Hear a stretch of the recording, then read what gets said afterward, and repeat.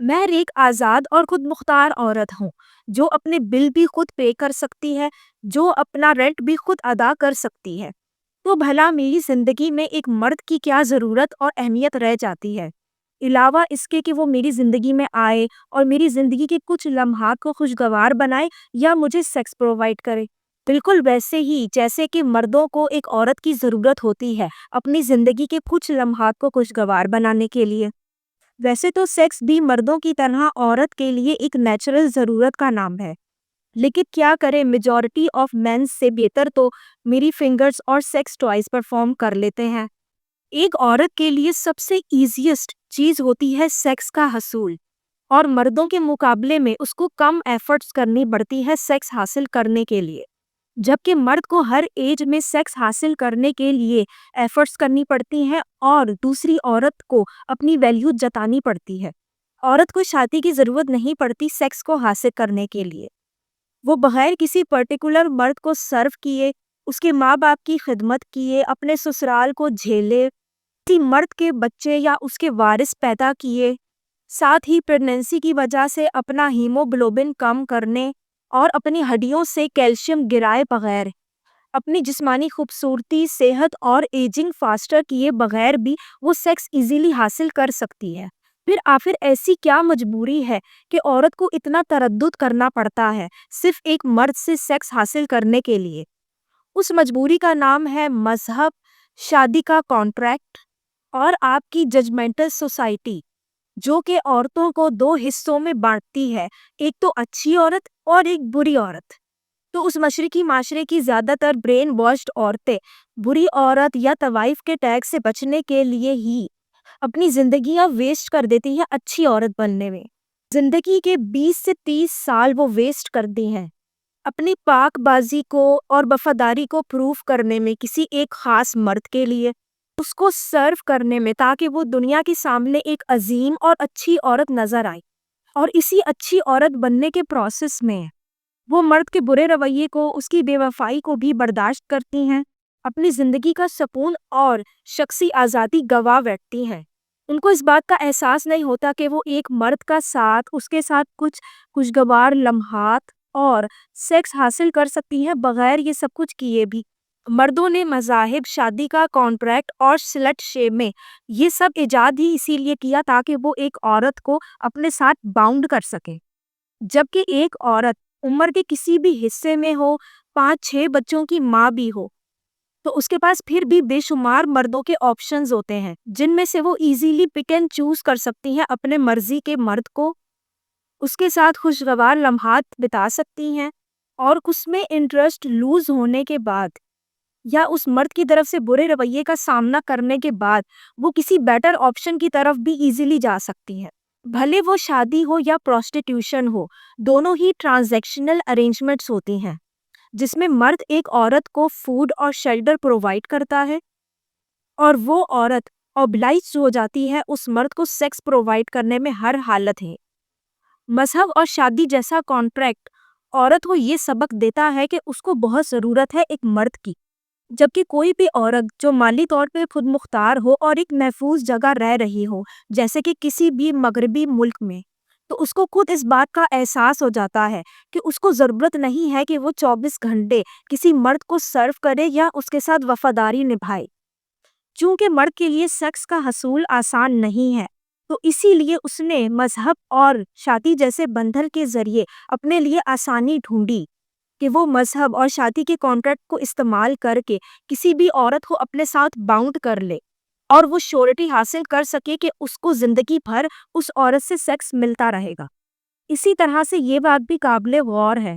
کہ جب بھی عورت مارچ کا ذکر ہوتا ہے، عورت کی آزادی کا ذکر ہوتا ہے، تو مرد ہمیشہ یہ رونا روتے ہیں کہ ان کی فیملی سسٹم کو خطرہ لاحق ہو گیا ہے۔ یہ بات بھی قابل غور ہے کہ صدیوں سے پروسٹیٹیوشن ہوتا آیا ہے جس میں کم عمر بچیوں کو کڈنیپ کر کے یا ہیومن ٹریفکنگ کے ذریعے فورس کیا جاتا ہے کہ وہ پروسٹیٹیوشن کے دھندے پہ لگے۔ مردوں نے کبھی اس کے خلاف آواز نہیں اٹھائی، کبھی یہ شور نہیں مچایا کہ پروسٹیٹیوشن ایک مکروہ دھندا ہے جس کی وجہ سے فیملی سسٹم کو خطرہ ہو سکتا ہے۔ لیکن مردوں کے لیے یہ چیز میٹر نہیں کرتی تھی، کیونکہ ان کو پروسٹیٹیوشن کے ذریعے جو سیکس حاصل ہوتا ہے اس میں ان کی اپنی مرضی ہوتی ہے اور عورت کی مرضی کم ہوتی ہے، عورت کے پاس کوئی چوائس نہیں ہوتی، وہ obliged ہوتی ہے کہ وہ کچھ پیسوں کی خاطر ایک مرد کو سیکس پرووائڈ کرے۔ جب مردوں کو پروسٹیٹیوشن سے کوئی مسئلہ نہیں ہے تو پھر ان کو عورتوں کی آزادی سے کیوں مسئلہ ہے؟ ویسٹ میں بھی آپ نے دیکھا ہوگا کہ مرد اچانک سے اونلی فینس کے بزنس کو کرٹیسائز کرنا شروع ہو گئے ہیں،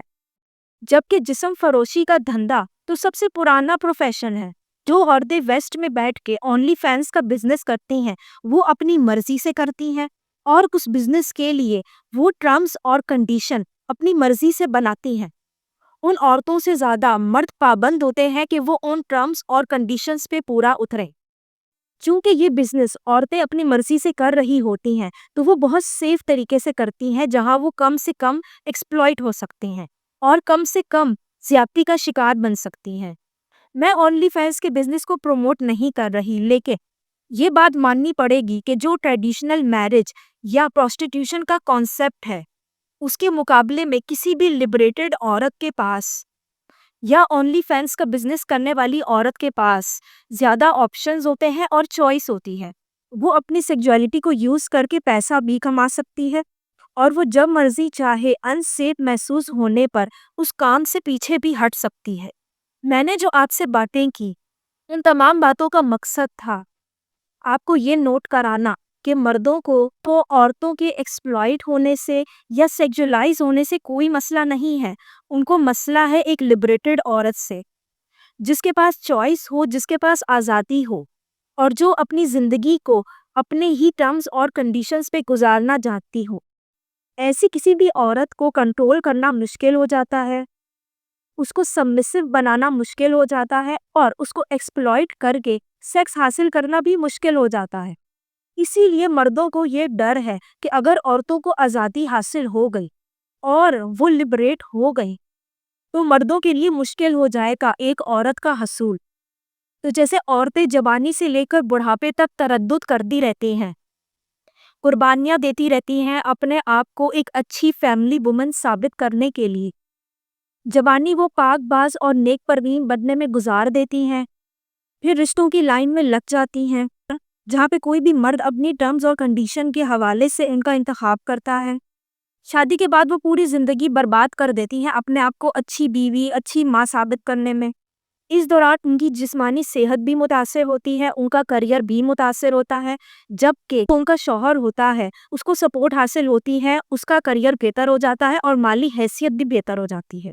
چونکہ شادی کے کانٹریکٹ کے ذریعے مردوں نے ہمیشہ عورتوں کو یہ جتایا ہے کہ ان کی زندگی میں مرد کی بڑی اہمیت ہے، مرد ہی ان کے پرووائیڈر ہیں۔ تو جیسے جیسے مرد کی مالی حیثیت بہتر ہوتی جاتی ہے اس کے پاس آپشن بھی بڑھ جاتے ہیں عورتوں کے۔ اسی لیے آپ دیکھیں کہ 40-50 سال کا مرد شوگر، ہائی کولیسٹرول کا پیشنٹ ہے، جس کو شاید ایریکٹائل ڈسفنکشن اور پری میچور ایجیکولیشن جیسے بھی مسئلے ہیں، وہ بھی کم عمر لڑکی حاصل کرنے میں کامیاب ہو جاتا ہے، اور وہ کم عمر لڑکی مجبور ہو جاتی ہے ایک ادھیڑ عمر شخص کو جس کی بیڈ میں پرفارمنس نہ ہونے کے برابر ہے سیکس پرووائڈ کرنے کے لیے اور اولاد دینے کے لیے۔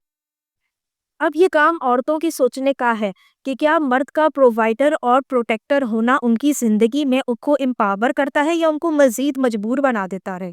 عورتوں کو یہ بات سیکھنی پڑے گی کہ ان کو کوئی بھی شخص امپاور نہیں کرتا، ان کو امپاور کرتا ہے تو ان کا کریئر یا ان کا اپنا بنایا ہوا پیسہ۔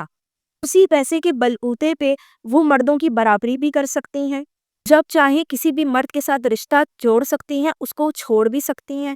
اور ایک خود مختار پاورفل عورت بن کے انہیں ہم عمر مردوں یا کم عمر مردوں کے ساتھ بھی رشتہ بنا سکتے ہیں۔